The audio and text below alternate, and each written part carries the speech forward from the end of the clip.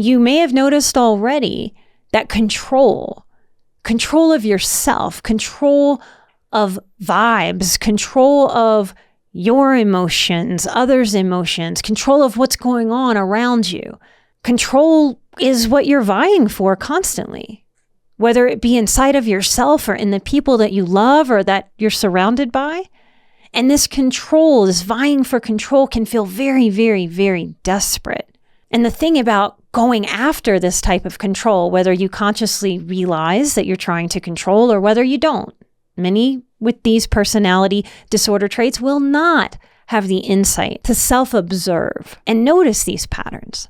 So if you're noticing these patterns in you, or you're resonating in the patterns that I'm pointing out, that's a good indicator of insight. You can't change something that you can't see or can't acknowledge. So this acknowledgement is a very healthy thing and is a very important element if you were to change this dynamic.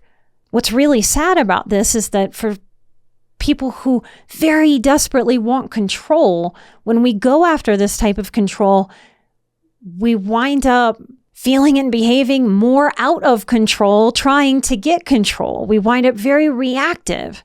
And so it backfires. And that's really sad, because all humans, I suspect, deep down, we want our energies, our efforts to be useful, not futile.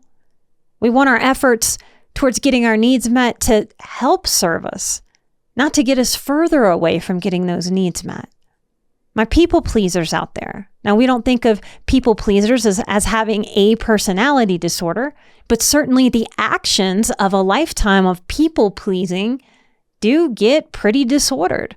This is another construct of people out there. I am a recovering people pleaser who are extremely controlling. It's just that we sort of politic with ourselves and the world that our type of control isn't the bad kind of control. It's a people-pleasing strategy, and it's for the greater good. I'm trying to be really helpful. Whereas a borderline personality will stereotypically, energetically flip tables, stomp like a giant, hurt themselves or someone else, then maybe even burn a bridge and then panic, wanting to come back over that bridge that just got burnt down. So much anger and reactive chaos internally that can look very quiet to the outside observer, or it can look very loud and look very out of control on the outside, where an observer can witness that out of control spiral.